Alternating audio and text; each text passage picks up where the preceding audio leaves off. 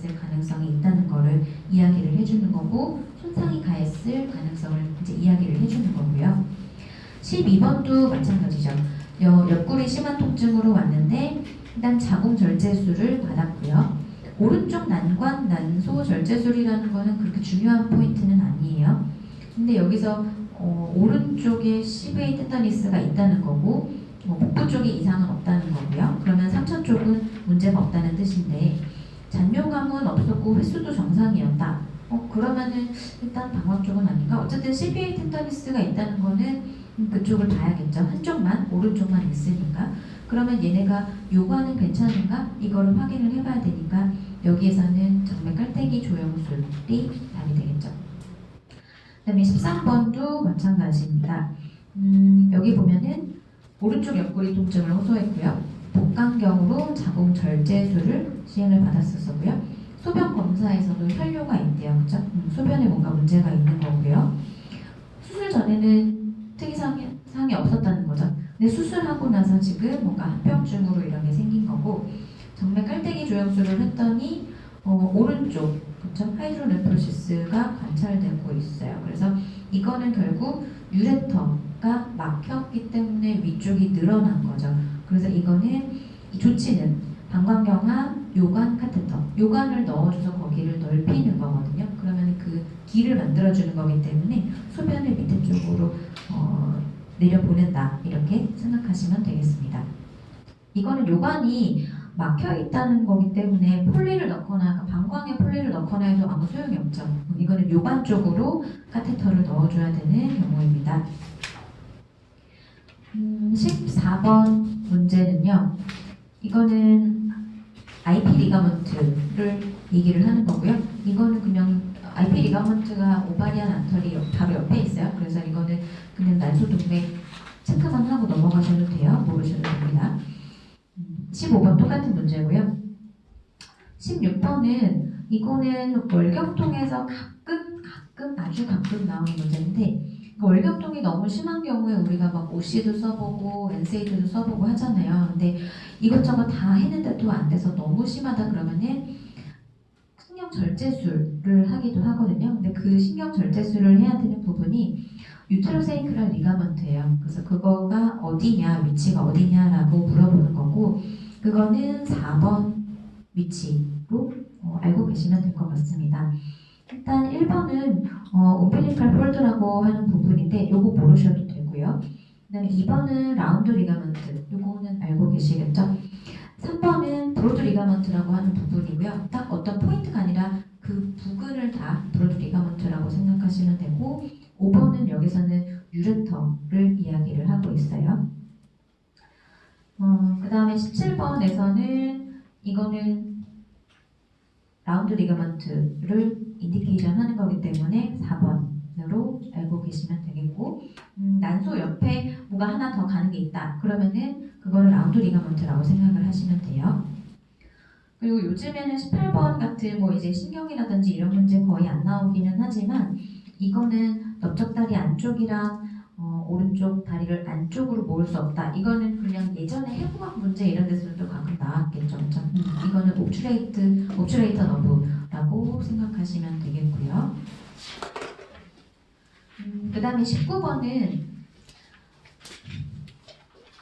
이게 이제 그 나팔관, 난관을 이야기를 하는 거고, 제일 가까운 부분부터 가보면 이제 C가 이스무스가 되는 거고요. B가 앰뷸라 부분이고 A가 인펀디블럼 쪽이죠. 그래서 이게 C에 가까울수록 이제 유테러스랑 좀 가까운 거고, A에서 이제 배란이 되면 난자를 캐치를 해서 앰뷸라 이스무스 부분을 이렇게 이동을 시켜준다고 생각하시면 되겠습니다. 20번 같은 경우에는요, 이거는 암의 전이가 가장 먼저 일어나는 림프절을 물어봤고요. 불박 캔서 부분에서 나오기는 하겠지만 얘네가 제일 먼저 가는 부분은 슈퍼피셜 인기널 림프노드예요. 그래서 불박 캔서에서 수술을 할 때 이제 와이드 로컬 인시전 이런 거를 하고, 그 다음에 인기널 림프노드를 같이 제거를 하는 경우가 많잖아요. 그게 이거 때문이라고 알고 계시면 되겠습니다. 21번은 이것도 이 해부 부분은 그냥 알고 넘어가면 된다라고 제가 계속 얘기를 할 거예요. 분만을 할 때나 회음부소 수술 같은 거를 할 때 일단 뭐 분만할 때는 당연히 요즘에는 에피듀랄을 하겠지만 너무 그럴 시간이 없다 또는 이제 수술을 간단한 수술을 해야 된다라고 할 때는 퓨텐달 러브 정도로 알고 계시면 되고 22번 같은 경우 이것도 아까 옵츄레이트 너브 나왔었죠. 이거는 넙다리 쪽에 감각 이상 또는 에덕터 머슬의 모터를 담당을 한다라고 보시면 되겠습니다. 23번도 같은 문제고요. 이 예전에 조금 나왔었던 문제인데 요즘은 이런 문제는 거의 중요하지 않아요. 넘어가시면 되겠고 그 다음에 이제 펠빅본 쪽으로 넘어가게 되면 이것도 그냥 학교 문제용이지 이건 정말 이론적인 거기 때문에 이론을 물어보는 경우는 요즘에 거의 없어요. 그래서 이제 보신다고 하면은 이거를 뭐 예전에는 트루 펠비스라고 하고 이거를 펄스 펠비스라고 한다 뭐 이렇게 있었지만 그냥 기본적인 상식선에서 보면은 아기가 여기를 통과할 수만 있으면 되는 거거든요. 그리고 이제 우리가 뭐 출산 앞뒤지를 뭐 해가지고 이게 뭐 OC 그다음에 DC 뭐 이런 게 있는데 이것도 학교 문제이기는 해요. 그래서 이 DC를 측정을 하고 실제적으로 아기가 나오는 거는 이 OC의 길이기 때문에 이게 10cm 이상 돼야 되고 뭐 이런 것들 나왔었었죠. 그냥 한번 언급만 하고 넘어갈게요. 28쪽에 보시면은 1번 문제 이것도 여기 나온 거죠. 이게 트루 펠비스랑 펄스 펠비스를 구분짓는 경계는 이거는 그냥 리니어 터미널리스다 이런 문제였었고요. 그 다음에 2번에서는 내가 이렇게 해서 측정을 하는 거는 이거는 다이아고널 컨주게이트인데 이거를 측정을 하는 이유는 결국에 요 삼가적 앞뒤지름을 구하기 위해서 그런 거거든요. 이것도 그냥 넘어가시면 되겠습니다.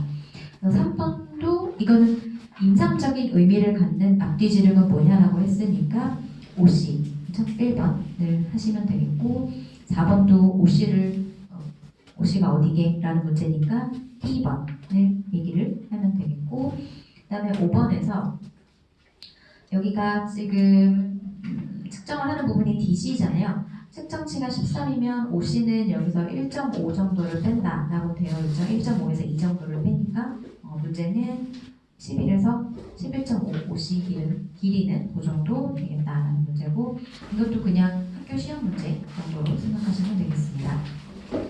다음 쪽에 넘기시면 이제 산과 개요라고 나오는데 여기는 용어 정의잖아요. 그래서 이런 정의 문제는 뭐 이게 뭐게 뭐 이렇게 나오지는 않기 때문에 그냥 넘어가셔도 되고 다만 산부인과 문제에서 이게 뭐게를 물어보진 않겠지만 예방의학 파트에서는 나올 수가 있어요. 그래서 그쪽 문제랑 같이 연관 지어서 그냥 보시면 될 것 같습니다. 문제 그래서 1, 2번 이거는 정말 정의를 그냥 물어보는 문제여서 제가 넘어갈게요. 그리고 3번 문제는 이거는 아주 예전 문제이기 때문에 답이 요즘이랑은 좀 다르거든요. 그러니까 아예 그냥 무시하시고 넘어가세요. 예전에는 출혈 때문에 많이 죽었죠. 근데 요즘은 그렇지 않고요. 출혈, 고혈압, 뭐 이런 기타 등등 문제가 있기 때문에 3번은 아예 그냥 빼셔도 되겠습니다. 이제 임신의 생리 파트로 넘어가서요. 난자의 발달이라든지 뭐 수정, 배아 발달 이런 거를 자세히 물어보지는 않을 거기 때문에 여기도 일단 쭉쭉쭉쭉 넘길게요. 그래서 그 과정만 이해하시면 돼요. 얘네가 수정을 하고 배아 발달을 해서 그 다음에 착상을 한다. 그러면은 이제 얘네가 파고들면서 임신을 유지를 한다. 뭐 이렇게 얘기를 하고 계시면 될 것 같고 일단 문제를 볼게요. 38쪽에 1번 문제를 보시면 이거는 출생 전후부터 폐경까지 난자 숫자에 대한 그림이고요. 임신 20주가 제일 피크거든요. 그래서 그게 B번이 되겠고 점점 줄어들어서 보통 사춘기 때 그때 난자는 한 2, 30만 개, 뭐 40, 50만 개 뭐 이렇게도 얘기를 하지만 그래서 사춘기 시절 난자를 나타내는 거는 D다 뭐 이런 정도 배고 넘어가시면 되고 제2감수 분열은 수정 후에 정자를 만나게 되면 그때 이제 감수 분열이 완성이 된다. 그래서 이번 문제는 5번이라고 보시면 되겠고요. 3번은 이렇게 나오지는 않을 거예요. 그렇지만 이 두 개가 보이는 거는 수정한 다음에 각각 화살표를 이야기를 하는 게 프로뉴클레우스거든요. 그래서 수정을 하면 2PN이라고 얘기를 해요. 프로뉴클레우스라고 해서. 그래서 이 모양 정도 그냥 한번 보고 넘어가시면 되겠고, 그 다음에 수정이 이루어지는 난관 부위는 아까 앰뷸라 부분, 난관 그 그림 아까 문제에서 기억나시나요? 그쪽 부분에서 주로 이루어져서 얘네가 점점 내려와서 이스무스 쪽까지 내려와서 그 다음에 거기서 계속 배아 발달을 하고 내려오니까 이제 내막에 착상을 한다. 이렇게 이해하시면 되겠고요. 그 다음에 5번 문제 보시면 이게 배아에서 호르몬 분비, 벽에 부착하고 영양 공급해주고 이런 거를 담당을 하는 거는 트로포블라스트다. 이것도 학교 시험 문제 같은 거죠. 이 6번도 이렇게까지 나오진 않아요. 인디케이션 주고 이거는 뭐게 이렇게 나오진 않지만 세포 영양막을 이야기를 하는 거는 4번에 사이토트로포블라스트라고 위치 정도 한번 보고 넘어가시면 되겠고요.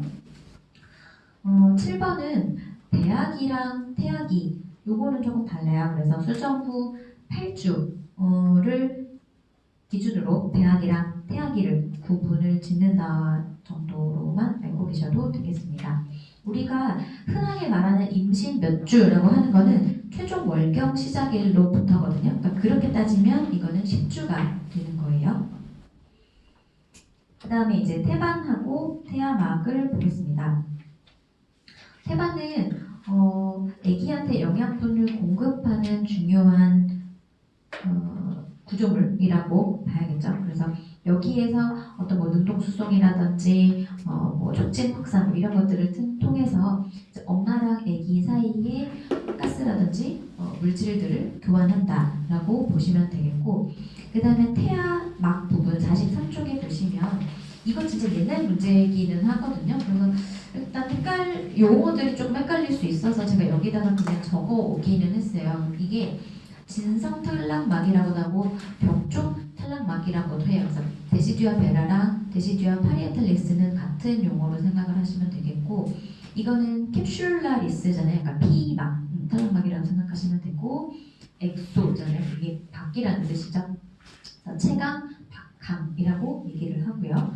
그 다음에 데시디아 베이살리스는 이게 바닥이라는 얘기잖아요. 베이스가. 그래서 바닥 쪽 탈락막 이렇게 이해를 하고 계시면 될 것 같습니다. 예전에는 그래서 제일 안쪽부터 이거 순서대로 골라라 막 ABCD 이런 문제들이 있었는데 요즘은 이렇게 나오지는 않아요. 그렇지만 이것도 한번 그냥 보고 가시면 되겠고, 바닥 쪽 탈락막 베이살리스 이 부분은 플라센타에서도 엄마 쪽인 거예요. 그러니까 아기 쪽이 있을 거고 엄마랑 붙어있는 그 태반 쪽이 있을 거잖아요. 이 베이살리스가 엄마 쪽이라고 생각을 하시면 되세요.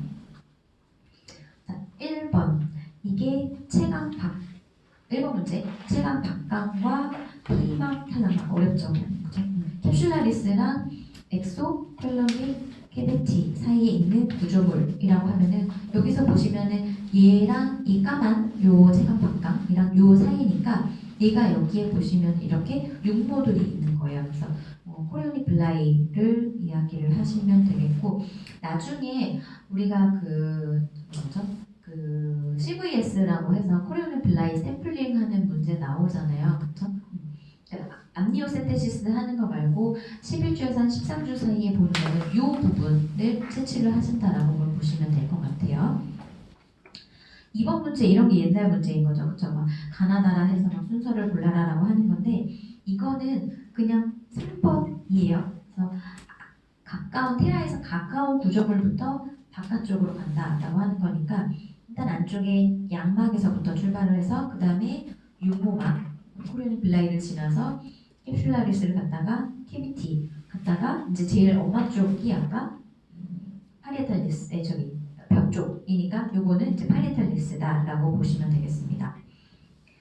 3번도 이렇게 나오지는 않아요. 그냥 넘어가시면 되겠고 3번, 2번이라고 그냥 보고 넘어가시면 되겠고, 엄마랑 아기랑 물질 교환이 일어나는 장소는 이거는 인터빌로스 스페이스예요. 그래서 이 이름만 보면은 빌라의 사이 공간이 되겠는 거죠. 그러니까 육모 사이 공간에서 엄마랑 아기 사이에 물질 교환이 일어나는 거고 이게 굉장히 중요한 거죠. 그러니까 아기한테 산소라든지 어떤 이제 뭐 영양분 같은 것들이 공급이 되는 거고요. 여기 그 5, 6, 7, 8번에 나오는 이런 문제들 이거는 정말 학교 문제들이에요. 여기도. 그래서 뭐는 뭐 단순합산이고 뭐는 뭐 수동이고 뭐 이런 것들 그냥 모르셔도 됩니다. 그냥 한 번씩만 보고 읽고 넘어가셔도 돼요. 그다음에 태반 호르몬에서 중요한 거는요. 여러 가지 물질들이 나오기는 하겠지만 일단 HCG 나올 거고요. 그 다음에 뭐 에스트로겐 같은 것도 있을 거고 프로게스테론 같은 것도 있을 거예요. 근데 HCG 여기에서 보면은 하나 짚고 넘어가야 될 거는 48쪽에 보시면 이제 혈청과 소변 내 농도라는 부분이 나오는데요.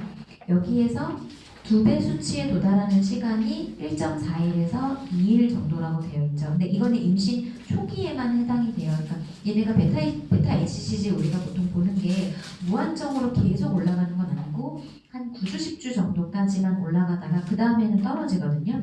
밑에 그래프 보시면 이 초록색 점선이죠. 얘네가 한 10주 정도까지 계속 올라가다가 피크를 찍고 떨어지죠. 그래서 이건 여담이지만 이게 HCG가 입덧이랑 연관이 있어요. 그래서 입덧을 보통 언제까지 하냐라고 하면은 1분기 정도까지 하고 좋아진다라는 게 이 HCG랑 연관이 있거든요. 그러니까 10주 정도, 11주 정도만 지나도 입덧이 좀 좋아집니다. 이렇게 이해하고 같이 넘어가시면 될 것 같아요. 가끔 문제에 이게 더블링 타임이 나와요. 뭐 임신 초기인데 지금 베타가 얼마고 그 다음에 얼마고 뭐 이런 문제들이 있으니까 요거 한 2배가 되려면 이틀 정도 걸린다. 이렇게만 알고 넘어가시면 되겠습니다. 그다음에 그 밑에 보면은 HCG의 생리학적 효과라고 해서 이게 임신 초기에 황제를 유지시킨다 이런 내용이 있죠. 그래서 어떤 문제가 있었냐면 이전에 임신 10주 이전에 난소 혹 때문에 수술을 하는 경우에 그러면 추가적으로 더 보충을 해야 될 게 뭐가 있을까?